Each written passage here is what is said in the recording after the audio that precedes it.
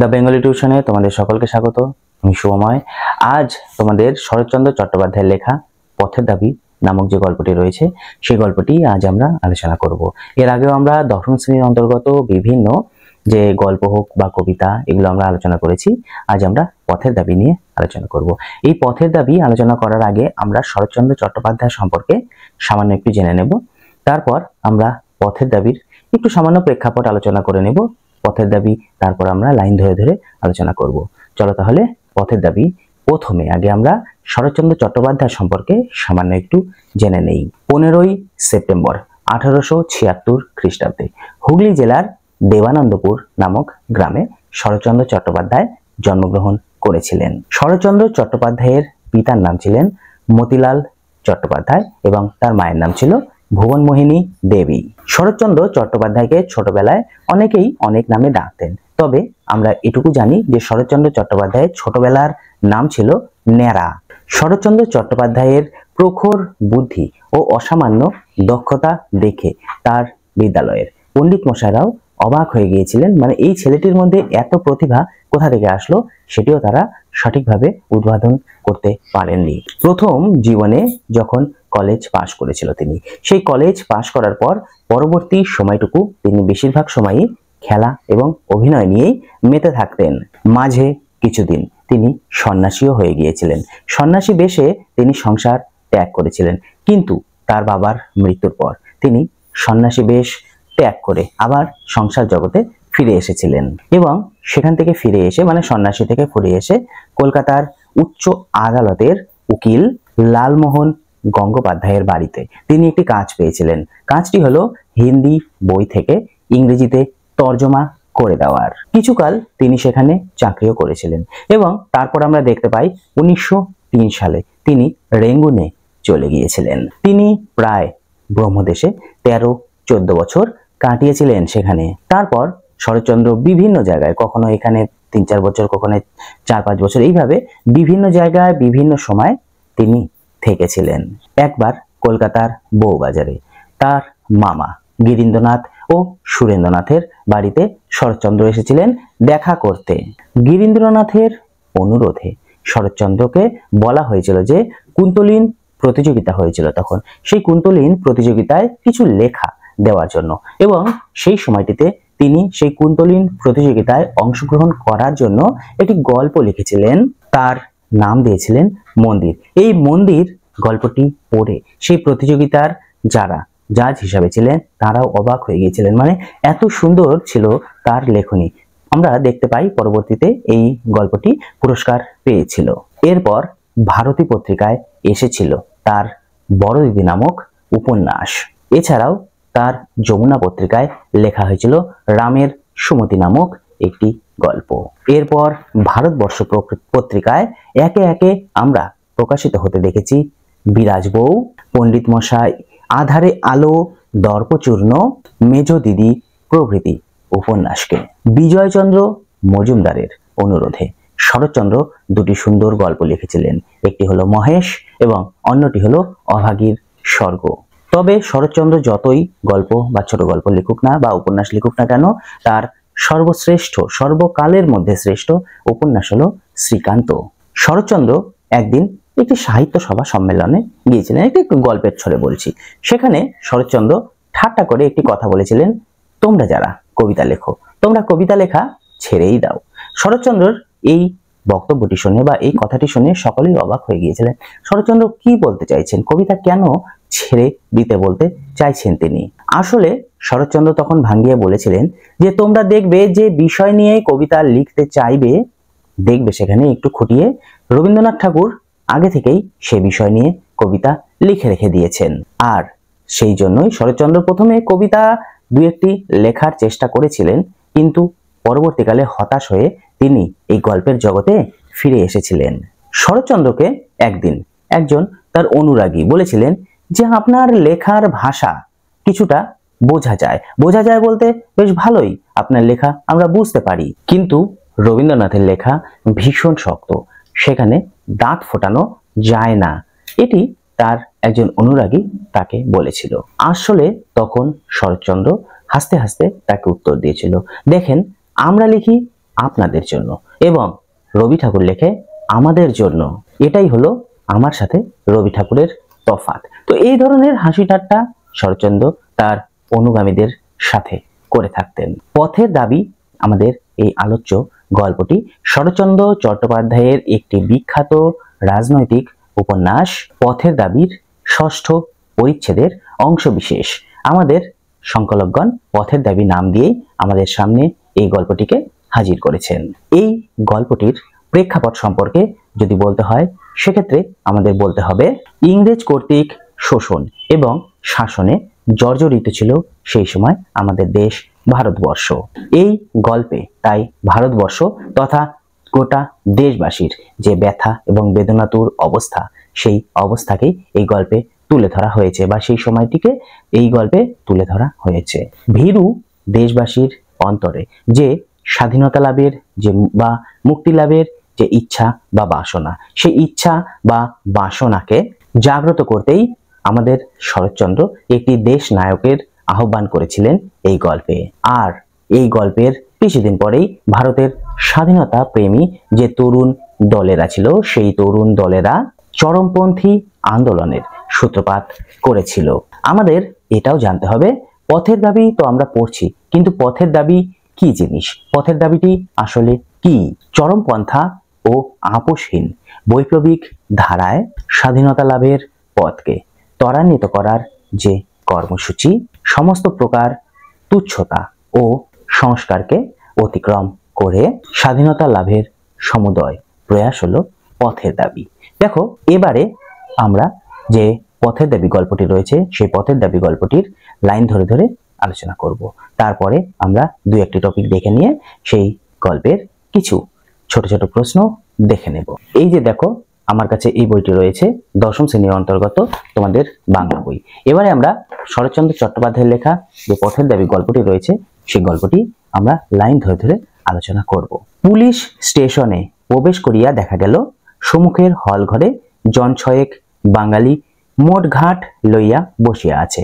এখানে কেউ একজন, পরে আমরা আসবো কে সেই ব্যক্তি, সে পুলিশ স্টেশনে প্রবেশ করেই দেখতে পেল সম্মুখের হল ঘরে, মানে সামনের হল ঘরে জন ছয়েক, তার মানে 6 জনের মতো বাঙালি সবকিছু নিয়ে, তাদের ব্যাগপত্র হাবিজাবি নিয়ে বসে আছেন। জগদীশ বাবু ইতিমধ্যেই তাদের টিনের তোরঙ্গ ও ছোট বড় পুটলি খুলিয়া তদারক শুরু করিয়ে দিয়েছেন। তার মানে জগদীশ বাবু এর মধ্যেই টিনের তোরঙ্গ বলতে টিনের যে ট্রাঙ্ক, সেগুলি খুলে দেখাশোনার কাজ, মানে ওগুলির ভেতরে কি আছে না আছে ইত্যাদি দেখাদেখির কাজ শুরু করে দিয়েছেন। শুধু যে লোকটির প্রতি তাহার অত্যন্ত সন্দেহ হইয়াছে, তাহাকে আরেকটি ঘরে আটকাইয়া রাখা হইয়াছে। তার মানে 6 জনের মধ্যে আরেকজনকে বেশি করে সন্দেহ হয়েছে, তাকে এদের সাথে রাখা হয়নি, তাকে একটি অন্য ঘরে বসিয়ে রাখা হয়েছে। ইহারা সকলেই উত্তর ব্রহ্মে বর্মা অয়েল কোম্পানি তেলের খনির কারখানায় মিস্ত্রির কাজ করিতেছিল। এখানে বর্মা বলতে আমরা মায়ানমারের কথা বুঝেছি, মানে এরা সকলেই মায়ানমারের কোনো একটি অয়েল কোম্পানির তেলের খনিতে তারা মিস্ত্রির কাজ করছিল। সেখানের জল হাওয়া সহ্য না হওয়ায় চাকরির উদ্দেশ্যে রেঙ্গুনে চলিয়া আসিয়াছে। অর্থাৎ সেই তেলের ফ্যাক্টরিতে জল হাওয়া বা আবহাওয়া বা জলবায়ু তাদের সহ্য না হওয়ায় তারা কাজ ছেড়ে রেঙ্গুনে চলে এসেছে। ইহাদের নামধাম ও বিবরণ লইয়া ও সঙ্গে জিনিসপত্রের পরীক্ষা করিয়া ছাড়িয়া দেওয়া হইলে পলিটিক্যাল সাসপেক্ট সব্যসাচী মল্লিককে নিমাইবাবুর সম্মুখে হাজির করা হইল। পলিটিক্যাল সাসপেক্ট বলতে রাজনৈতিক সন্দেহভাজন ব্যক্তি, মানে এর সাথে কোনো পলিটিক্যাল যোগাযোগ রয়েছে। তার নামটা কি তাহলে? সব্যসাচী মল্লিক। তাকে নিমাইবাবুর সামনে হাজির করা হলো। লোকটি কাশিতে কাশিতে আসলো, মানে কাশতে কাশতে ঘরে ঢুকলো। অত্যন্ত ফর্সা রং, রৌদ্রে পুড়িয়া যেন তামাটে হয়ে গিয়েছে। তার মানে দেখতে খুব ফর্সা, কিন্তু বেশি রৌদ্রে থাকলে সেটি তামাটে হয়ে গিয়েছে। বয়স 30-32-এর বেশি নয়, কিন্তু ভারী রোগা দেখাইলো। মানে 30-32 বছর হলে কি হবে? খুবই রোগা। এইটুকু কাশির পরিশ্রমে সে হাঁপাইতে লাগিল। তার মানে ওই একটুখানি কাশির ফলেই সে যেন হাঁপাতে লাগলো। সহসা আশঙ্কা হয়, সংসারের মেয়াদ বোধ করি বেশি দিন নাই। তার মানে একে দেখে একটু সন্দেহ হয় যে হয়তো সংসারে আর বেশি দিন থাকবে না। ভিতরের কি একটা দুরারোগ্য রোগে সমস্ত দেহটা যেন দ্রুত বেগে ক্ষয়ের দিকে ছুটিয়াছে। মানে ভেতরে কোনো একটা কঠিন রোগ হয়েছে, যার ফলে তার শরীরটা বা দেহটা দ্রুত যেন ক্ষয় হচ্ছে, মানে ক্ষয়ের দিকে ছুটে চলেছে। কেবল আশ্চর্য সেই রোগা মুখের অদ্ভুত দুটি চোখের দৃষ্টি, মানে তার শরীরটা রোগা হলে কি হবে, তার চোখের দৃষ্টি ছিল অদ্ভুত। সে চোখ ছোট কি বড়, টানা কি গোল, দীপ্তি কি প্রবাহীন, এ সকল বিবরণ দিতে যাওয়াই বৃথা। দীপ্তি কি প্রবাহীন মানে আলোকিত আর ঔজ্জ্বল্যহীন, মানে তার চোখটি আলোকিত না আলোক ছাড়া, সেই সমস্ত বিবরণ দেওয়া যেন বৃথা বা চেষ্টা করাও বৃথা। অত্যন্ত গভীর জলাশয়ের মতো কি যে তাহাতে আছে, মানে একটা গভীর জলাশয়, সমুদ্রের জল যেমন আমরা মাপতে পারি না, তার চোখ দেখেও আমরা তার চেহারার বিবরণ বা তার স্বরূপ আমরা বুঝতে পারবো না। ভয় হয়, এখানে খেলা চলবে না, মানে তার চোখ নিয়ে খেলা চলবে না। সাবধানে দূরে দাঁড়ানোই প্রয়োজন। ইহারই কোনো অতল তলে তাহার ক্ষীণ প্রাণ শক্তিটুকু লুকানো আছে, তার মানে তার যে দেহের প্রাণ শক্তি সেই চোখের মধ্যেই যেন লুকানো আছে। মৃত্যুও সেখানে প্রবেশ করিতে সাহস করে না, তার মানে এই চোখের কারণেই মৃত্যুও তার কাছে আসে না। কেবল এই জন্যই যেন সে আজও বাঁচিয়া আছে। অপূর্ব মুগ্ধ হইয়া সেই দিকে চাহিয়াছিল। তাহলে এই ঘটনাগুলি এতক্ষণ কে বলছিল আমাদের? অপূর্ব বলছিল। অপূর্ব মুগ্ধ হয়ে সে ব্যক্তিটির দিকে তাকিয়ে থাকলো। সহসা মানে হঠাৎ নিমাইবাবু তাহার বেশভূষার বাহার ও পারিপাট্যের প্রতি অপূর্বর দৃষ্টি আকর্ষণ করিয়া সহাস্যে কহিলেন, বাবুটির স্বাস্থ্য গেছে, কিন্তু শখ 16 আনাই বজায় আছে, তা স্বীকার করতেই হবে। কি বলো অপূর্ব? মানে তার স্বাস্থ্য তো চলেই গেছে, কিন্তু শখ তিনি ধরেই রেখেছেন। অপূর্বকে জিজ্ঞেস করলো নিমাইবাবু, কি বলো অপূর্ব, দেখো বাবুটির দিকে একবার তাকিয়ে, বয়স হয়ে গিয়েছে, কিছুদিন পরে মারাও যাবে, কিন্তু শখ এখনো ধরে রেখেছে। এতক্ষণে অপূর্ব তাহার পরিচ্ছদের প্রতি দৃষ্টিপাত করিয়া মুখ ফিরাইয়া হাসি গোপন করলো, মানে এতক্ষণ সে তার চোখের দিকে তাকিয়েছিল, তার ড্রেস আপের দিকে তাকায়নি। এতক্ষণে অপূর্ব তার ড্রেসের দিকে তাকিয়ে মুখ ফিরিয়ে হাসলো। তাহার মাথার সম্মুখ দিকে বড় বড় চুল, মানে মাথার সামনে বড় বড় চুল ছিল, কিন্তু ঘাড় ও কানের দিকে নাই বললেই চলে। ঘাড়ের দিকেও নাই, মাথার দিকেও নাই, মানে কানের দিকেও নাই, সামনের দিকে চুলগুলো ছিল এমনি ছোট করিয়া ছাটা। মাথায় চেরা সিথি, মানে চেরা আকারে বড় সিথি, অপর্যাপ্ত তৈল নিষিক্ত, মানে তেলে ভরা, গোটা মাথা তেল চিকচিকে করছে। কঠিন রুগ্ন কেশ হইতে নিদারুণ লেবুর তেলের গন্ধে ঘর ভরিয়া উঠেছে, তার মানে তার মাথায় ছিল লেবুর তেলের গন্ধ, সেই গন্ধে গোটা ঘর যেন ভরে উঠেছে। গায়ে জাপানি সিল্কের রামধনু রঙের চুড়িদার পাঞ্জাবি, জাপানি সিল্কের চুড়িদার পাঞ্জাবি পরেছিল, রামধনু রঙের, মানে বিভিন্ন কালারের। তাহার বুক পকেট হইতে বাঘ আঁকা একটা রুমাল কিয়দ অংশ দেখা যাচ্ছে, মানে কিছুটা অংশ দেখা যাচ্ছে। বুক পকেটে ছিল একটা রুমাল, যে রুমালে বাঘের ছবি ছিল। উত্তরীয়ের কোনো বালাই নেই, মানে ওড়না ফোড়না নেয়নি। পরনে বিলেতি মিলের কালো মখমলে পাড়ের সূক্ষ্ম শাড়ি, পায়ে সবুজ রঙের ফুল মোজা, হাঁটুর উপরে লাল ফিতে দিয়ে বাঁধা বার্নিশ করা পাম শু, বার্নিশ বলতে চকচক উজ্জ্বল, সেটি একটি পাম শু সে পরেছিল। তলাটা মজবুত ও টিকসই করিতে আগাগোড়া লোহার নাল বাঁধানো, মানে সেই জুতো যেন ক্ষয় না হয়, ঘোড়ার পায়ের নিচে যেমন আমরা নাল পরাই সেভাবে নাল বাঁধানো। হাতে একগাছি হরিণের শিঙের হাতল দেওয়া বেতের ছড়ি, অর্থাৎ হাতেও তার ছড়ি ছিল। কয়েকদিনে জাহাজের ধকলে সমস্তই নোংরা হইয়া উঠিয়াছে, তার মানে তার পরনের যা কিছু ছিল সবকিছু যেন নোংরা হয়ে গিয়েছে। ইহার আপাদমস্তক অপূর্ব বার বার নিরীক্ষণ করিয়া কহিল, মানে খুঁটিয়ে খুঁটিয়ে দেখে বলল, কাকা বাবু, এ লোকটিকে আপনি কোনো কথা জিজ্ঞেস না করেই ছেড়ে দিন, যাকে খুঁজছেন সে যে এ নয় তা আমি জামিন হতে পারি। তার মানে আপনি যেই পলিটিক্যাল সাসপেক্টকে খুঁজছেন সে ব্যক্তি এ না, আপনি একে খুঁটিনাটি পরীক্ষা না করেই ছেড়ে দিতে পারেন, এর জামিন আমি দিয়ে দিচ্ছি। নিমাইবাবু চুপ করিয়া রহিলেন।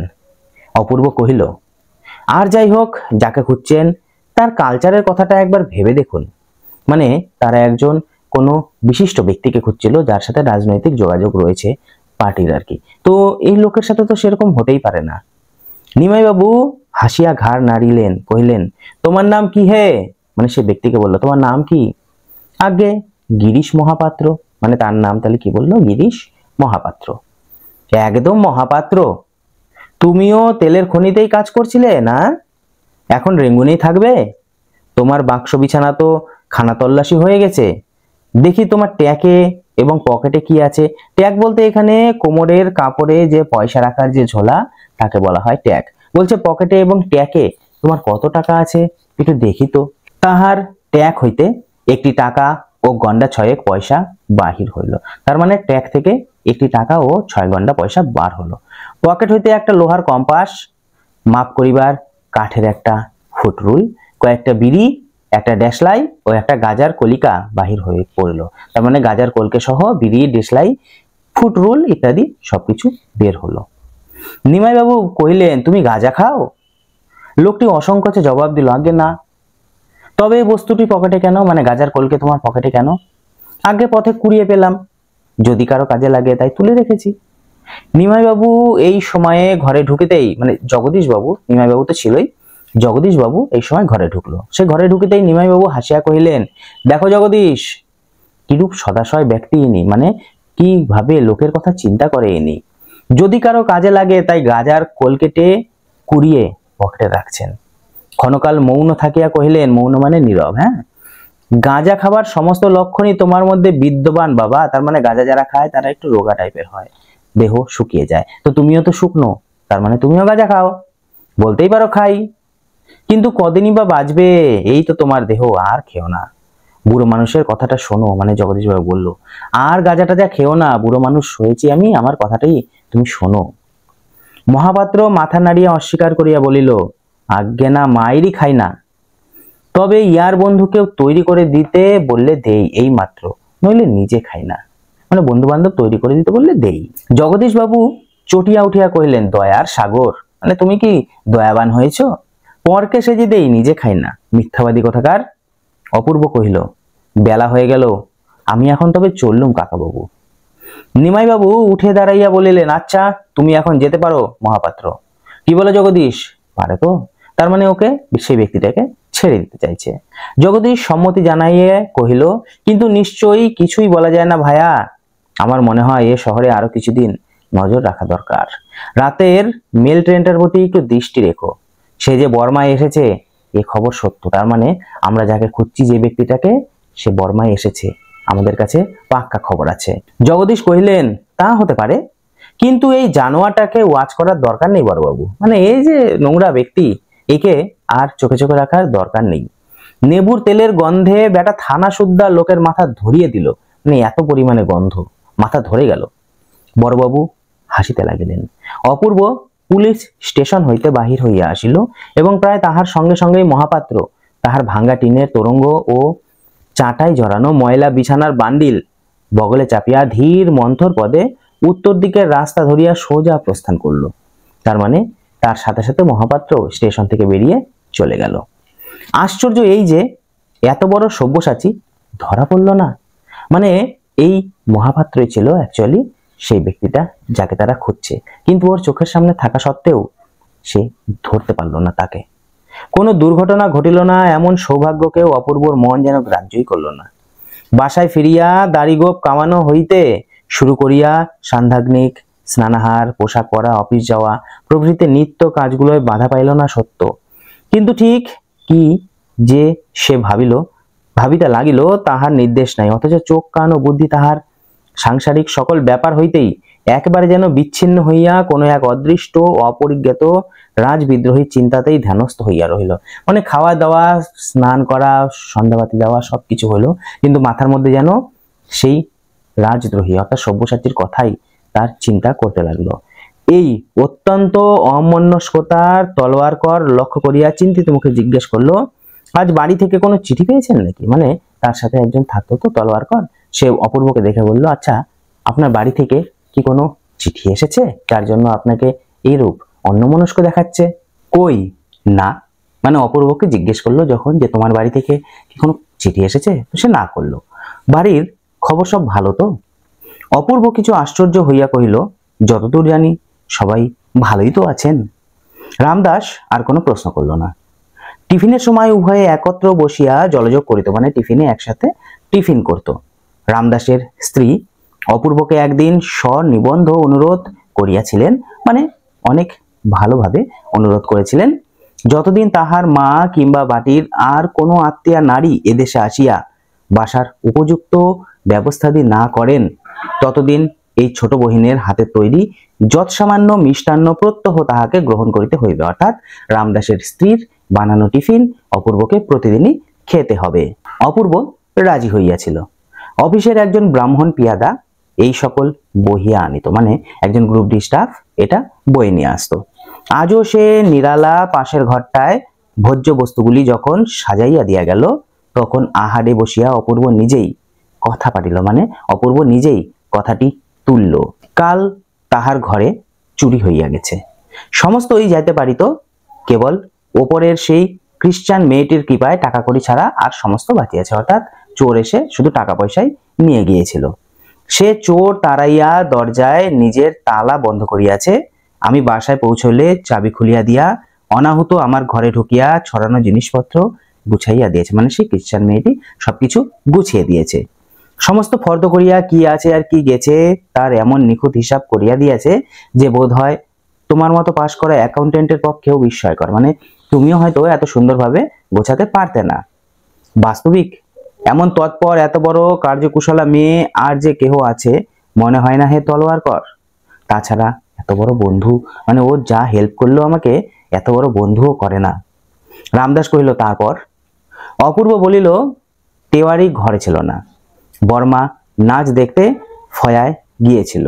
ইত্যবসরে এই ব্যাপার, মানে আশেপাশের যারা থাকে তেওয়ারি, তারপর আরো যারা যারা থাকে কেউই ছিল না, আর তখনই এই ঘটনাটি ঘটেছে। তার বিশ্বাস এ কাজ ও ছাড়া আর কেউ করেনি। আমারও অনুমান কতকটা তাই, চুরি না করুক অন্তত সাহায্য করেছে, মানে চেনা মানুষই এই বিপদটা ঘটিয়েছে। তারপর সকালে গেলুম পুলিশে খবর দিতে, কিন্তু পুলিশের দল এমন কাণ্ড করলো, এমন তামাশা দেখালো যে ও কথা আর মনেই হলো না। এখন ভাবছি যা গেছে তা যাক, তাদের চোর ধরে দিয়ে আর কাজ নেই, তারা বরঞ্চ এমনি ধারা বিদ্রোহী ধরে ধরেই বেড়াক, মানে এই সমস্ত দেশদ্রোহীদের ধরেই বেড়াক। এই বলিয়া তাহার গিরিশ মহাপাত্র ও তাহার পোশাক পরিচ্ছেদের বাহার মনে পড়িয়া হঠাৎ হাসির ছটায় যেন দম আটকাইবার উপক্রম হইল, মানে গিরিশ মহাপাত্রর জামা কাপড়গুলোর বিবরণ দিতে দিতে সে হাসলো। হাসি থামিলে সে বিজ্ঞান ও চিকিৎসা শাস্ত্রে অসাধারণ পারদর্শী বিলাতের ডাক্তার উপাধিধারী রাজশত্রু মহাপাত্রের স্বাস্থ্য, তাহার শিক্ষা, রুচি, তাহার বল, বীর্য, তাহার রামধনু রঙের জামা, সবুজ রঙের মোজা ও লোহার নাল ঠোকা পামসু, তাহার নেবুর তেলের গন্ধবিলাস, সর্বোপরি তাহার পরহিতায় গাজার কলকেটির আবিষ্কারের ইতিহাস সবিস্তরে বর্ণনা করিতে করিতে তাহার উৎকট হাসির বেগ কোনো মতে আর একবার সংবরণ করিয়া শেষে কহিল, তলোয়ারকর, মহা হুঁশিয়ার পুলিশের দলকে আজকের মতো নির্বোধ আহাম্মক হতে বোধ করি কেউ কখনো দেখেনি। মানে অপূর্ব বুঝতে পেরেছিল এটা, পুলিশ যে এত আহাম্মক হতে পারে সেটা সে বুঝতেই পারেনি। অথচ গভর্নমেন্টের কত টাকাই নিয়ে এরা বুনোহাঁসের পেছনে ছুটোছুটি করে অপব্যয় করলো। রামদাস হাসিয়া কহিল, কিন্তু বুনোহাঁস ধরাই যে এদের কাজ, আপনার চোর ধরে দেবার জন্য এরা নেই। আচ্ছা, এরা কি আপনাদের বাংলাদেশের পুলিশ? অপূর্ব কহিল, হ্যাঁ। তাছাড়া আমার বড় লজ্জা এই যে এদের যিনি কর্তা তিনি আমার আত্মীয়, আমার পিতার বন্ধু, বাবাই একদিন এর চাকরি করে দিয়েছিলেন। রামদাস কহিল, তাহলে আপনাকেই হয়তো আর একদিন তার প্রায়শ্চিত্ত করতে হবে, মানে তোমার বাবা ভালো কাজ করে দিয়ে গেছে, তোমাকে প্রায়শ্চিত্ত করতেই হবে। কিন্তু কথাটা বলিয়া ফেলিয়া সে একটু অপ্রতিভ হইয়া চুপ করিল। আত্মীয় সম্বন্ধে এরূপ একটা মন্তব্য প্রকাশ করা হয়তো শোভন হয় নাই। অপূর্ব তাহার মুখের প্রতি চাহিয়া অর্থ বুঝিল, মানে ও বলে নিয়েও খারাপ এখন লাগতেও পারে, ওই জন্য চুপ করে গেল।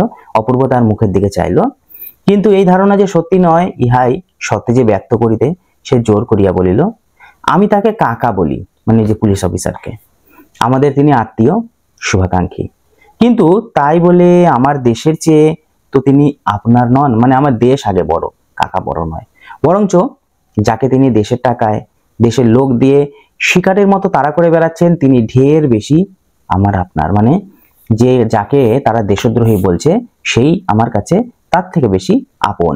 রামদাস মুচকিয়া একটু হাসিয়া কহিল, বাবুজি, এসব কথা বলার দুঃখ আছে, মানে লোক সমাজে এসব কথা বলো না, কেউ জানতে পারলে দুঃখ আছে। অপূর্ব কহিল, থাকে তাই নেব, মানে দুঃখ যদি থাকে সেটাই নিয়ে নেব, কিন্তু তাই বলে তলোয়ারকর, শুধু কেবল আমাদের দেশে নয়, পৃথিবীর যে কোনো দেশে যে কোনো যুগে যে কেউ জন্মভূমিকে তার স্বাধীন করবার চেষ্টা করছে, তাকে অপমান মানে আপনার নয় বলবার সাধ্য আর যার থাক আমার নেই, মানে যে চেষ্টা করছে তাকে তো আপন বলতেই হবে, তাকে আপন না বলে পর তো বলা যাবে না। বলিতে বলিতে কণ্ঠস্বর তাহার তীক্ষ্ণ এবং চোখের দৃষ্টি প্রখর হইয়া উঠিল। মনে মনে বুঝিল কি কথায় কি কথা আসিয়া পড়িতেছে, মানে বলতে নিছিলাম চোরের কথা, উঠে আসলো দেশদ্রোহীর কথা। কিন্তু সামলাইতে পারিল না, বলিল তোমার মতো সাহস আমার নেই, আমি ভীরু। কিন্তু তাই বলে অবিচারে দণ্ডভোগ করার অপমান আমাকে কম বাঁচে না রামদাস। বিনা দোষে ফিরিঙ্গি ছোড়ারা আমাকে যখন লাথি মেরে প্ল্যাটফর্ম থেকে বার করে দিল, মানে ফিরিঙ্গি বলতে বিদেশি ছেলেরা, ইংরেজদের কথাই এখানে বলা হয়েছে, তারা যখন প্ল্যাটফর্ম থেকে বার করে দিল এবং এই অন্যায়ের প্রতিবাদ যখন করতে গেলাম, তখন সাহেব স্টেশন মাস্টার কেবলমাত্র আমাকে দেশি লোক বলেই দেশের স্টেশন থেকে কুকুরের মতো দূর করে দিল। আমাদের দেশে আসছে অথচ আমাদেরকেই ট্রেনে চড়তে দিল না। তার লাঞ্ছনা এই কালো চামড়ার নিচে কম জ্বলে না তলোয়ার কর। এমন তো নিয়তই ঘটছে। আমার মা, আমার ভাই বোনকে যারা এইসব সহস্র কোটি অত্যাচার থেকে উদ্ধার করতে চায়, তাদের আপনার বলে ডাকবার যে দুঃখ থাক আমি আজ থেকে মাথায় তুলে নিলাম। মানে এই সমস্ত অপবাদকে যারা ঘোচানোর চেষ্টা করছে তাদেরকে আমি আপন করে নিলাম। রামদাসের সুশ্রী গৌরবর্ণ মুখ ক্ষণকালের জন্য আরক্ত হইয়া উঠিল, বলিল কই এই ঘটনা তো আমাকে বলেননি, মানে আপনার এই স্টেশনের ঘটনাটা আমাকে তো বলেননি। অপূর্ব কহিল বলা কি সহজ রামদাস, হিন্দুস্তানের লোক সেখানে কম ছিল না, মানে আমার মতো কালো চামড়ার লোক তো অনেকেই ছিল, কিন্তু আমার অপমান কারো গায়েই ঠেকলো না। এমনি তাদের অভ্যাস হয়ে গেছে। লাথির চোটে আমার যে হাড় পাজরা ভেঙে যায়নি, এই সুখবরে তারা সব খুশি হয়ে গেল। মানে মারতে মারতে আমার হাড় গোড় যে ভাঙেনি, এটাতেই তারা আনন্দিত হলো। তোমাকে জানাবো কি, মনে হলো দুঃখে লজ্জায় ঘৃণায় নিজেই যেন মাটির সঙ্গে মিশে যাই। রামদাস চুপ করিয়া রহিল, কিন্তু তাহার দুই চোখ ছলছল করিয়া আসিল। সুমুখের ঘড়িতে 3টা বাজিতে সে উঠিয়া দাঁড়াইল, মানে 3টা বাজলো, সে উঠে দাঁড়াইলো। টিফিন টাইম শেষের পথে।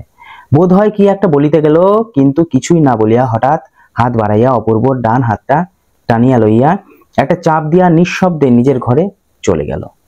সেই দিন বিকালে অফিসের ছুটি হইবার পূর্বে বড় সাহেব একখানা লম্বা টেলিগ্রাম হাতে অপূর্বর ঘরে ঢুকিয়া কহিলেন, আমাদের ভামর অফিসে কোনো শৃঙ্খলাই হচ্ছে না, মানে সেখানে বিশৃঙ্খল ভাবে চলছে। ম্যান্ডালে, শোয়েবো, মিকথিলা এবং এদিকে প্রোম সবকটা অফিসেই গোলযোগ করছে, মানে এই যে এই কটা নাম বললাম এই জায়গার নাম, সবকটাতেই বিশৃঙ্খল ভাবে অফিস চলছে। আমার ইচ্ছা তুমি একবার সবগুলো দেখে আসো, ভিজিট করে আসো। আমার অবর্তমানে সমস্ত ভারই তো তোমার, একটা পরিচয় থাকা চাই, মানে এখনই তুমি একটু পরিচিত হয়ে আসো। সুতরাং বেশি দেরি না করে কাল পরশু যদি একবার মানে এগুলো অফিসে যদি যেতে পারো খুব ভালো হয়। অপূর্ব তৎক্ষণাৎ সম্মত হইয়া বলিল, মানে অপূর্ব রাজি হলো, আমি কালই বার হয়ে যেতে পারি। বস্তুত নানা কারণে রেঙ্গুনে তাহার আর এক মুহূর্ত মন টিকিতেছিল না, মানে অনেক কারণেই এই জায়গাটিতে তার আর মন টিকছিল না। উপরন্তু এই সূত্রে দেশটাও একবার দেখা হয়ে যাবে, মানে ভিজিটও করা হয়ে যাবে, দেশটা ঘোরাও হয়ে যাবে। অতএব যাওয়াই স্থির হলো এবং পরদিন অপরাহ্ন বেলায় সুদূর ভামনগরের উদ্দেশ্যে যাত্রা করিয়া সে ট্রেনে চাপিয়া বসিল, মানে ট্রেনে সে চাপলো। সঙ্গে রহিল আরদালি এবং অফিসের একজন হিন্দুস্তানি ব্রাহ্মণ পিয়াদা, মানে দুজনকে সে সাথে নিল। তেওয়ারি খবরদারির জন্য বাসাতেই রহিল, পা ভাঙ্গা সাহেব হাসপাতালে পড়িয়া, সুতরাং তেমন আর ভয় নাই। বিশেষত এই রেঙ্গুন শহরটা বরং সহিয়া ছিল, কিন্তু আরো অজানা স্থানে পা বাড়াইবার তাহার প্রবৃত্তি ছিল না, মানে অন্য জায়গায় সে যেতেও চায়নি, শুধু যেখানে যেখানে প্রয়োজন সেখানে সেখানেই সে যেত। তলোয়ার কর তেওয়ারির পিঠ ঠুকিয়া দিয়া সাহস দিয়া কহিল, তোমার চিন্তা নেই ঠাকুর, কোনো কিছু হলেই অফিসে গিয়ে আমাকে সংবাদ দিও। গাড়ি ছাড়িতে বোধ করি তখনও মিনিট 5 বিলম্ব ছিল, মানে ট্রেন ছাড়তে। অপূর্ব হঠাৎ চকিত হইয়া বলিয়া উঠিল, ওই যে। তলোয়ার কর ঘাড় ফিরাইতেই বুঝিল এই সেই গিরিশ মহাপাত্র।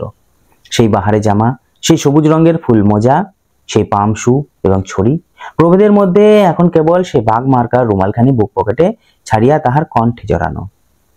মহাপাত্র সেই দিকেই আসতেছিল, মানে ওদের দিকেই। সম্মুখে আসিতেই অপূর্ব ডাকিয়া কহিল, কি হে গিরিশ, আমাকে চিনতে পারো? কোথায় চলছো? গিরিশ শশব্যস্তে একটা মস্ত নমস্কার করে কহিল, আগে চিনতে পারি বই কি বাবা মশাই, কোথায় আগমন হচ্ছে, মানে যাচ্ছ কোথায়? অপূর্ব সহাস্যে কহিল, আপাতত ভামো যাচ্ছি, তুমি কোথায়?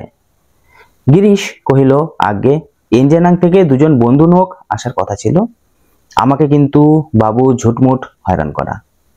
হ্যাঁ আনে বটে কেউ কেউ আফিং সিদ্ধি নুকিয়ে, কিন্তু আমি বাবু ভারী ধর্মভীরু মানুষ। বলি কাজ কি বাপু জোচ্চুরিতে, কথায় বলে পরধর্ম ভয়াবহ, লল্লাটের লেখা তো খণ্ডাবে না, কপালে যা আছে তাই হবে।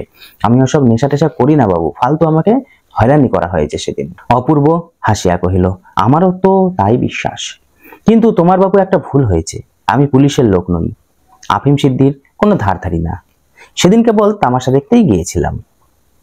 তলোয়ারকর তীক্ষ্ণ দৃষ্টিতে তাহাকে দেখিতেছিল, কহিল, বাবুজি मैंने आपको तो जरूर कहा देखा। गिरीश कहिल, आश्चर्य नहीं है बाबू साहेब, नौकरीर वास्ते कितना জায়গায় তো ঘুমতা হো, তার মানে চাকরির জন্য আমি তো অনেক জায়গায় ঘুরেছি। অপূর্বকে বলিল, কিন্তু আমার উপর মিথ্যে সন্দেহ রাখবেন না বাবু মশাই, আপনাদের নজর পড়লে চাকরিও একটা জুটবে না। বামুনের ছেলে, বাংলা লেখাপড়া, শাস্ত্র টাস্ত্র সবকিছুই তো শিখেছিলাম, কিন্তু এমন অদৃষ্ট যে বাবু মশাই আপনারা, মানে ও বললো যে আমাকে বেশি পুলিশের নজরে দেখবেন না, তাহলে আমি চাকরিও করতে পারবো না। অপূর্ব কহিল, আমি ব্রাহ্মণ। আজ্ঞে, তাহলে নমস্কার, এখন তবে আসি বাবু সাহেব, রাম রাম বলিতে বলিতে গিরিশ মহাপাত্র একটা উদ্গত কাশির বেগ সামলাইয়া লইয়া ব্যাঘ্রপদের সম্মুখের দিকে অগ্রসর হইয়া গেল, মানে সামনের দিকে চলে গেল। অপূর্ব কহিল, এই সব্যসাচীটির পেছনেই কাকাবাবু সদল বলে এদেশ ওদেশ করে বেড়াচ্ছেন তলোয়ারকর, মানে তার কাকা যে পুলিশ, একে ধরতেই এদেশ ওদেশ ঘুরে বেড়াচ্ছে বলিয়া সে হাসিল। কিন্তু এই হাসিতে তলোয়ারকর যোগ দিল না। পরক্ষণেই বাঁশি বাজাইয়া গাড়ি ছাড়িয়া দিলে সে হাত বাড়াইয়া বন্ধুর করমর্দন করিল, মানে তাকে সিয়প করে দিয়ে এখন সে যাবে। কিন্তু তখনও মুখ দিয়া তাহার কথাই বাহির হইল না। নানা কারণে অপূর্ব লক্ষ্য করিল না, কিন্তু করিলে দেখতে পাইত এই মুহূর্তকালের মধ্যে রামদাসের প্রশস্ত উজ্জ্বল ললাটের উপর যেন কোনো অদৃশ্য মেঘের ছায়া আসিয়া পড়েছে। তাহলে তার মনটা একটু চিন্তিত হয়ে রয়েছে, এবং সেই সুদূর দূরনিরীক্ষ লোককেই তাহার সমস্ত মনশ্চক্ষু একবারে উধাও হইয়া গিয়াছে। অপূর্ব প্রথম শ্রেণীর যাত্রী, মানে সে ফার্স্ট ক্লাসে যাত্রা করছে। তাহার কামরায় আর কেহ ছিল না, মানে কোনো লোকই ছিল না। সন্ধ্যা উত্তীর্ণ হইলে সে পিরানের মধ্যে হইতে পৈতা বাহির করিয়া বিনা জলেই সায়ং সন্ধ্যা সমাপন করিল, মানে পৈতা ছুঁয়ে খাওয়া দাওয়াটা সেরে নিল, এবং যে সকল ভোজ্য বস্তু শাস্ত্র মতে স্পর্শদুষ্ট হয় না জানিয়া সে সঙ্গে আনিয়াছিল, পিতলের পাত্র হইতে বাহির করিয়া আহার করিল। জল ও পান তাহার ব্রাহ্মণ আর্দালি পূর্বাহ্নেই রাখিয়া গিয়াছিল, এবং শয্যাও সে প্রস্তুত করে দিয়ে গিয়েছিল, মানে ট্রেনের সব ব্যবস্থা করে দিয়ে গিয়েছিল। অতএব রাত্রির মতো অপূর্ব ভোজনাদি শেষ করিয়া হাত মুখ ধুইয়া পরিতৃপ্ত সুস্থ চিত্তে শয্যা আশ্রয় করিল, মানে খেয়ে দিয়ে নিশ্চিন্তে শুয়ে পড়ল। তাহার ভরসা ছিল প্রভাতকাল পর্যন্ত আর তাহার নিদ্রার ব্যাঘাত ঘটিবে না, মানে সকাল পর্যন্ত আমার ঘুম হয়তো ভাঙবে না। কিন্তু ইহা যে কত বড় ভ্রম তাহা কয়েকটা স্টেশন পরেই সে অনুভব করলো, মানে কয়েকটা স্টেশন পার হওয়ার পরেই সে এটা যে ভুল, তার ঘুম ভাঙবে না এটা ভাবছিল, এটা যে ভুল সে সেটা বুঝতে পারলো। সেই রাত্রের মধ্যে বার তিনেক তাহার ঘুম ভাঙাইয়া পুলিশের লোক তাহার নাম ধাম ও ঠিকানা লিখিয়া লইয়াছে, মানে বারবার পুলিশ আসছে, নাম কি ঠিকানা ইত্যাদি লিখে নিছে। একবার সে বিরক্ত হইয়া প্রতিবাদ করায় বর্মার সাব ইন্সপেক্টর সাহেব কটু কণ্ঠে জবাব দেয়, তুমি তো ইউরোপিয়ান নয়, মানে তোমাকে আমরা চেক করতেই পারি, তুমি তো ব্রিটিশ নও। অপূর্ব কহে, না, কিন্তু আমি তো ফার্স্ট ক্লাস প্যাসেঞ্জার, রাত্রে তো আমার তুমি ঘুমের বিঘ্ন ঘটাতে পারো না, আমাকে তো ডিস্টার্ব করতে পারো না। সে হাসিয়া বলে, ও নিয়ম রেলওয়ে কর্মচারীর জন্য, আমি পুলিশ, ইচ্ছা করলে আমি তোমাকে টানিয়া নিচে নামাইতে পারি, মানে আমি তোমাকে চাইলে এখান থেকে নিচে নামাতে পারি। আসলে পুলিশরা গিরিশ মহাপাত্রের খোঁজে এসেছিল, তাই নামধাম সবকিছু যত সব ট্রেনের যা যা ছিল প্যাসেঞ্জার সবার মোটামুটি নামধাম তারা লিখে নিয়ে যাচ্ছিল, কিন্তু কেউ তাকে ধরতে পেরেছি কিনা, আদৌ পারবে কিনা, সেই ব্যাপারটি আমাদের এই গল্পে এখনো লেখা নেই, কারণ এটি সংক্ষেপিত, দেখবে এখানে ব্র্যাকেটে সংক্ষেপিত আকারে দেওয়া রয়েছে। এই পর্যন্তই ছিল আমাদের এই গল্পটি। আমরা এবার এই গল্পটির কিছু ছোট ছোট প্রশ্ন নিয়ে আলোচনা করব। আজ তাহলে এটুকুই আলোচনা। ওর চরিত্র পয়েন্ট পয়েন্ট করে দিয়েছি, দেখো একটু ভালো করে। বিপ্লবের প্রতি শ্রদ্ধা, একসময় সশস্ত্র বিপ্লবের সঙ্গে যুক্ত ছিল, তাই নিমাইবাবুর মুখে রাজদ্রোহী সব্যসাচী মল্লিকের কথা শুনে শ্রদ্ধাশীল হয়ে পড়ে। পরের পয়েন্ট দেখো, আবেগপ্রবণ। সব্যসাচী মল্লিককে না চিনলেও নিমাইবাবুর কাছে তার কথা শুনে মগ্ন হয়ে যাওয়া। অমায়িক ব্যবহার, বন্ধু রামদাস ও তার স্ত্রীর অনুরোধ অগ্রাহ্য করতে না পারা ও অফিসের বড়বাবুর প্রতি আস্থা। তারপরে পয়েন্ট দেখো, দেশপ্রেমিক। সব্যসাচী মল্লিককে ধরার জন্য নিমাইবাবুর ফাঁদ পাতার বিষয়টি পছন্দ না হওয়া, সব্যসাচীকে আপনজন মনে করা। পরবর্তী পয়েন্ট দেখো, অপমান বোধ। পরাধীন দেশে বিনা কারণে ইংরেজদের দ্বারা লাঞ্ছিত হওয়া ও সুবিচার না পাওয়া। গিরিশ মহাপাত্রের চরিত্র। দেখো পয়েন্ট করে আবার দিয়েছি আমি। পরোপকারী, অন্যের যাতে কাজে লাগে সেই পথে পড়ে থাকা গাজার কোলকে কুড়িয়ে রেখেছে। নিরীহ, পুলিশি জেরায় অপ্রীতিকর প্রশ্নের মুখোমুখি হয়েও বিরক্ত না হওয়া। শৌখিন, গিরিশ মহাপাত্রের আকর্ষণীয় বেশভূষা রয়েছে শৌখিনতা। সৌজন্যবোধ, ভামযাত্রার সময় অপূর্বর সাথে দেখা হওয়ায় সৌজন্য প্রকাশক নমস্কার। ধর্মভীরু, মাদক পাচারকারী সন্দেহে মিথ্যে হয়রান হওয়ার পর এই অসৎ কাজ থেকে দূরে থাকতে চাওয়ার কারণ হিসেবে নিজেকে ধর্মভীরু বলা। আশ্চর্য, সেই রোগা মুখের অদ্ভুত দুটি চোখের দৃষ্টি। কার চোখের কথা বলা হয়েছে? চোখ দুটির বর্ণনা দাও। উদ্ধৃতাংশে শরৎচন্দ্রের পথের দাবির কেন্দ্রীয় চরিত্র সব্যসাচী ওরফে গিরিশ মহাপাত্রের চোখের কথা বলা হয়েছে। অদ্ভুত বেশভূষাধারী ও রুগ্ন গিরিশ মহাপাত্রের চেহারার সবচেয়ে আকর্ষণীয় ছিল তার চোখ দুটি। সে চোখ ছোট কি বড়, টানা কি গোল, দীপ্তি কি প্রবাহীন, সে বিচার করতে যাওয়া বৃথা। অত্যন্ত গভীর জলাশয়ের মতো চোখ দুটিতে এমন কিছু আছে যেখানে কোনো খেলা চলবে না, যেখান থেকে সাবধানে দূরে দাঁড়ানোই শ্রেয়। এ বস্তুটি পকেটে কেন? কোন বস্তুর প্রশ্নর কথা বলা হয়েছে? তা পকেটে থাকার সপক্ষে যে যুক্তিটি দেওয়া হয়েছিল তা কতখানি সন্তোষজনক? শরৎচন্দ্রের পথের দাবি উপন্যাস থেকে গৃহীত উদ্ধৃতাংশে যে বস্তুর কথা বলা হয়েছে তা হলো একটি গাজার কলকে। পুলিশ স্টেশনে তল্লাশির সময় গিরিশ মহাপাত্রের পকেটে গাজার কলকেটি পাওয়া যায়। দারোগা নিমাইবাবু কলকেটির সম্পর্কে জানতে চাইলে মহাপাত্র জানায় সে গাঁজা খায় না, কিন্তু পথে কুড়িয়ে পেয়ে সেটি বন্ধুদের প্রয়োজনার্থেই পকেটে রেখেছে। অভিজ্ঞ দারোগা নিমাইবাবুর কাছে এই বক্তব্য যুক্তিগ্রাহ্য লাগেনি, কেননা গিরিশ মহাপাত্রের চেহারার মধ্যে গাঁজা সেবনের লক্ষণ স্পষ্ট ছিল। বাবু ইতিমধ্যেই তাহার টিনের তোরঙ্গ ও ছোট বড় পুটলি খুলিয়া তদারক শুরু করিয়া দিয়াছেন। তাহাদের বলতে কাদের কথা বলা হয়েছে? তাদের জিনিসপত্র তদারকের কারণ কি ছিল? শরৎচন্দ্র চট্টোপাধ্যায় রচিত পথের দাবি উপন্যাসের আলোচ্য অংশে তাহাদের বলতে জনা ছয়েক বাঙালির কথা বলা হয়েছে। এরা সবাই উত্তর ব্রহ্মদেশে বর্মা অয়েল কোম্পানির তেলের খনির মিস্ত্রি ছিল, কিন্তু সেখানকার জলহাওয়া সহ্য না হওয়ায় তারা সেসব ছেড়ে চাকরির উদ্দেশ্যে রেঙ্গুনে চলে এসেছিল। পুলিশের কাছে খবর ছিল যে বাঙালি রাজবিদ্রোহী বিপ্লবী সব্যসাচী মল্লিক বর্মায় এসেছেন। সেই সন্দেহ থেকেই পুলিশ এই বাঙালি শ্রমিকদের জিনিসপত্র খানাতল্লাশি চালায়। এ লোকটিকে আপনি কোনো কথা জিজ্ঞেস না করেই ছেড়ে দিন। লোকটিকে তাকে কোনো কথা জিজ্ঞেস না করেই ছেড়ে দেওয়ার কথা বলা হয়েছে কেন? পথের দাবি যে এই গল্পটিতে বা উক্তিটিতে লোকটি হলো পুলিশ স্টেশনে আটক সন্দেহভাজন গিরিশ মহাপাত্র ওরফে রাজদ্রোহী সব্যসাচী মল্লিক।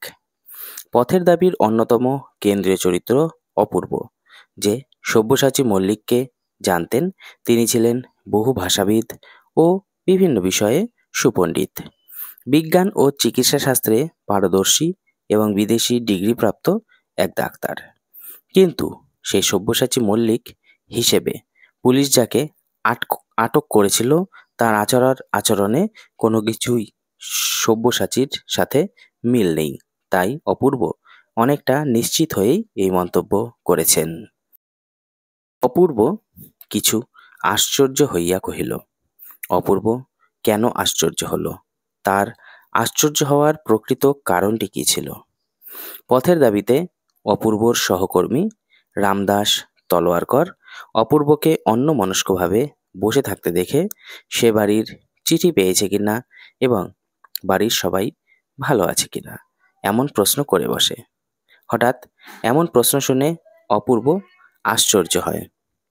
রাজদ্রোহী সব্যসাচীর বর্মায় আসার খবর পেয়ে পুলিশ খানাতল্লাশি বাড়িয়েও তাকে ধরতে ব্যর্থ হন। সব্যসাচীর ধরা না পড়া বা কোনো দুর্ঘটনা না ঘটার মতো সৌভাগ্যকে অপূর্বর অবিশ্বাস্য মনে হচ্ছিল। তাই দৈনন্দিন কাজের মাঝে অপূর্ব কোথাও যেন অন্যমনস্ক হয়ে পড়েছিল। তাহার উৎকট হাসির বেগ কোনো মতে আর একবার সংবরণ করিয়া শেষে কহিল, তার হাসির উদ্রেকের কারণ কি? সে শেষে কি বলল? পাঠ্য পথের দাবি রচনাতে তাহার বলতে অপূর্বর কথা বলা হয়েছে। বন্ধুর কাছে পুলিশ স্টেশনে দেখা গিরিশ মহাপাত্রর অদ্ভুত আচার আচরণ ও বেশভূষার বিবরণ দিতে গিয়ে তার হাসির উদ্রেক হয়েছিল। অপূর্ব কোনো মতে তার হাসির বেগকে সংবরণ করে বন্ধু রামদাসকে জানালেন, প্রখর বুদ্ধিদীপ্ত পুলিশকে যেভাবে সে বোকা বনতে দেখেছে তা আর কেউ দেখেনি। অথচ এরাই সরকারের বহু টাকা অপব্যয় করে অসম্ভবের আশায় ছুটে মরছে। এমন তো নিত্য নিয়তই ঘটছে। কোন ঘটনার কথা বলা হয়েছে? পথের দাবি রচনাংশ অনুসারে উদ্ধৃতাংশে অপূর্বর জীবনের এক অপমানজনক ঘটনার কথা বলা হয়েছে। অকারণে কয়েকজন ফিরিঙ্গি যুবক অপূর্বকে লাথি মেরে রেলওয়ে প্ল্যাটফর্ম থেকে বার করে দিয়েছিল। এই অন্যায়ের প্রতিবাদ করতে গেলে সাহেব স্টেশন মাস্টার অপূর্বকে স্টেশন থেকে তাড়িয়ে দিয়েছিল। যদিও স্টেশনটি ছিল ভারতবর্ষেরই এবং সেখানে যদিও বহু ভারতীয় উপস্থিত ছিল, তবু অপমানিত হওয়া অভ্যাস হয়ে যাওয়ায় তারা এর কোনো প্রতিবাদ করেনি। অতএব যাওয়াটাই স্থির হলো। কোথায় যাওয়া স্থির হলো?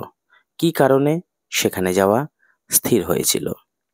প্রশ্নে উদ্ধৃত অংশে বক্তা অপূর্ব কর্মসূত্রে তার ভামো, ম্যান্ডালে, শোয়েব, মিথিলা ও প্রোম শহরে যাওয়া স্থির হওয়ার কথা বলেছে।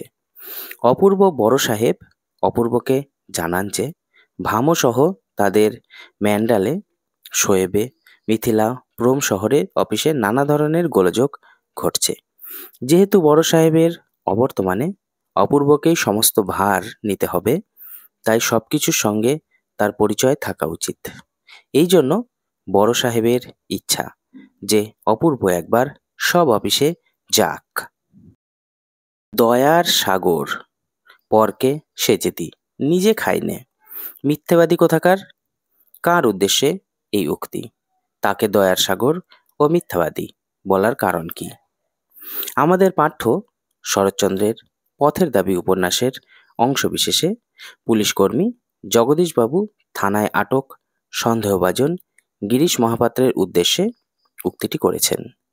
থানায় গিরিশ মহাপাত্রের পকেট তল্লাশি করে গাঁজার কোলকে পেয়ে নিমাইবাবু তাকে গাঁজা খাওয়ার বিষয়ে প্রশ্ন করেন। উত্তরে সে জানায় সে খায় না, তবে বন্ধুদের তৈরি করে দেয়। এ কথা শুনে সেখানে উপস্থিত জগদীশবাবু তাকে দয়ার সাগর বলে ব্যঙ্গ করেন এবং তার মধ্যে গাঁজা খাওয়ার সব লক্ষণ প্রকট থাকায় তাকে মিথ্যাবাদী বলেন। বাবুটির স্বাস্থ্য গেছে, কিন্তু শখ 16 আনাই বজায় আছে, তা স্বীকার করতেই হবে। বাবুটি কে? তার শখ যে বজায় আছে তা কিভাবে বোঝা গেল? শরৎচন্দ্রের পথের দাবির আলোচ্য অংশে নিমাইবাবুর কথায় বাবুটি হলো ছদ্মবেশী গিরিশ মহাপাত্র। গিরিশ মহাপাত্রর মাথার বাহারি ছাট, চুলে সুগন্ধি তেল, পরনে রামধানু রঙের জাপানি সিল্কের পাঞ্জাবি ও বিলিতি মখমল পাড়ের সূক্ষ্ম কালো শাড়ি, পকেটে বাঘ আঁকা রুমাল, পায়ে হাঁটু পর্যন্ত লাল ফিতে দিয়ে বাঁধা সবুজ মোজা ও বার্নিশ করা পামশু, হাতে হরিণের শিঙের হাতা দেওয়া বেতের ছড়ি তার শখ বজায়ের পরিচয় দেয়। গিরিশ মহাপাত্রের চেহারার বর্ণনা দাও। শরৎচন্দ্রের পথের দাবির মূল চরিত্র বিপ্লবী সব্যসাচী মল্লিক গিরিশ মহাপাত্রের ছদ্মবেশে বর্মা আসেন। পলিটিক্যাল সাসপেক্ট হিসাবে তাকে আটক করলেও বেশভূষা ও চেহারার বিভ্রান্তিতে পুলিশ তাকে ছেড়ে দেয়। বছর ৩২-এর সব্যসাচীর গায়ের ফর্সা রং রোদে পুড়ে তামাটে হয়েছে। রোগা চেহারার মানুষটি সামান্য পরিশ্রমেই হাঁপাতে ও কাঁচতে থাকেন। দেখে আশঙ্কা হয় সংসারে মেয়াদ বুঝি তার ফুরিয়ে এসেছে। তাকে আলাদাভাবে চোখে পড়ে তার রোগা মুখের দুটি চোখের অদ্ভুত দৃষ্টির জন্য। অপূর্ব হঠাৎ চকিত হইয়া বলিয়া উঠিল, ওই যে, ওই যে বলে কাকে দেখানো হলো? অপূর্ব চকিত হওয়ার কারণ কি? শরৎচন্দ্রের পথের দাবি উপন্যাস থেকে গৃহীত অংশে ওই যে বলে বক্তা অপূর্ব ও তার সহকর্মীকে যাকে দেখিয়েছিল তিনি হলেন ছদ্মবেশী সব্যসাচী ওরফে গিরিশ মহাপাত্র। অপূর্ব তার ঘরে চুরির অভিযোগ জানাতে থানায় গিয়ে পলিটিক্যাল সাসপেক্ট গিরিশ মহাপাত্রকে দেখেছিলেন। গিরিশের বেশভূষা অপূর্বর মনে হাসি জাগালেও তার একটা সন্দেহের কথা তিনি সহকর্মী রামদাসকে বলেছিলেন। সেই গিরিশকে সহসা স্টেশনে দেখতে পেয়ে অপূর্ব চকিত হয়ে উঠেছিলেন। কিন্তু পুলিশের দল এমন কাণ্ড করলে, এমন তামাশা দেখালে যে ও কথা আর মনেই হলো না। ও কথা বলতে কোন কথার কথা বলা হয়েছে? পুলিশের দল কি কাণ্ড করেছিল? শরৎচন্দ্রের পথের দাবি উপন্যাস থেকে গৃহীত উদ্ধৃতাংশে ও কথা বলতে অপূর্বর ঘরের চুরির অভিযোগের কথা বলা হয়েছে। রাজদ্রোহী সব্যসাচীর বর্মায় আসার খবরে সরকারি পুলিশ বর্মা ও রেঙ্গুনে কর্মরত ও কর্মপ্রার্থী বাঙালিদের আটক করে তল্লাশি চালাতে শুরু করেন। সেই সময় গিরিশ মহাপাত্ররূপী সব্যসাচী ধরা পড়লেও তার অদ্ভুত পোশাক ও চেহারা দেখে খানিকটা তাচ্ছিল্যের সঙ্গেই পুলিশ তাকে ছেড়ে দেয়। একজন বিপ্লবীকে ধরতে পুলিশের কাণ্ড কারখানা দেখে অপূর্ব তার অভিযোগটি জানাতেই ভুলে গিয়েছিল। বাস্তবিক এমন তৎপর এত বড় কার্যকুশলা মেয়ে আর যে কেহ আছে মনে হয় না। হে তলোয়ারকর, মেয়েটিকে তাকে কার্যকুশলা বলার কারণ কি? আলোচ্য অংশে মেয়ে বলতে অপূর্বর বাড়ির উপরতলায় বসবাসকারী একজন খ্রিস্টান মেয়েকে বোঝানো হয়েছে।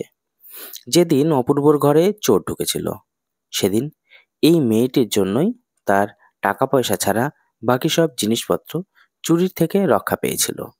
শুধু তাই নয়, মেয়েটি অপূর্বর সব ছড়ানো জিনিসপত্র গুছিয়ে দিয়ে ফর্দ করে কি আছে আর কি কি চুরি গেছে তার নিখুঁত হিসাব পর্যন্ত তৈরি করে রাখে। মেয়েটির তৎপরতায় অপূর্ব মুগ্ধ হয়ে তাকে কার্যকুশলা বিশেষণে ভূষিত করে। বুড়ো মানুষের কথাটা শোনো। বুড়ো মানুষ কে? তার কোন কথা শুনতে বলা হচ্ছে? পথের দাবির উদ্ধৃতাংশে বুড়ো মানুষ বলতে দারোগা নিমাইবাবু নিজেকে বুঝিয়েছেন। গিরিশ মহাপাত্রের ছদ্মবেশে বিপ্লবী সব্যসাচী বর্মায় আসেন। সন্দেহভাজন হিসেবে পুলিশ তাকে জিজ্ঞাসাবাদের জন্য আটক করে। তল্লাশিতে তার পকেটে গাঁজার কলকে পাওয়া গেলেও তিনি গাঁজা খাওয়ার কথা অস্বীকার করেন। দারোগা নিমাইবাবু তার অভিজ্ঞতার জোরে মহাপাত্রের চেহারার মধ্যে গাঁজা খাওয়ার সুস্পষ্ট লক্ষণ প্রত্যক্ষ করেন। তাই ভগ্ন স্বাস্থ্যের মহাপাত্রকে নিমাইবাবু গাঁজা না খাওয়ার পরামর্শ দেন। গিরিশ মহাপাত্রের চুলের পরিপাটি কিরূপ ছিল তা সংক্ষেপে লেখো। শরৎচন্দ্র চট্টোপাধ্যায় রচিত পথের দাবি উপন্যাসের ছদ্মবেশী গিরিশ মহাপাত্রের চেহারার বর্ণনার সাথে সাথে লেখক তার চুলের পরিপাট্যের সুন্দর বর্ণনাও দিয়েছেন। তার মাথার সামনের দিকের চুল বড় থাকলেও পিছনের দিকে তা প্রায় ছিল না বললেই হয়। তেল চুলের মাঝখানে দিয়ে সিঁথি কাটা। চুল থেকে লেবুর তেলের উগ্র গন্ধ অসহনীয়, যেটা থানাসহ লোকের এমন মাথা ধরিয়ে দিয়েছিল যে জিজ্ঞাসাবাদের জন্য আটক করেও তারা তাকে ছেড়ে দিতে বাধ্য হন। Thank you so much. অসংখ্য ধন্যবাদ তোমাদের এই ভিডিওটি দেখার জন্য। আবার আমরা নতুন ভিডিও নিয়ে খুব তাড়াতাড়ি আসবো।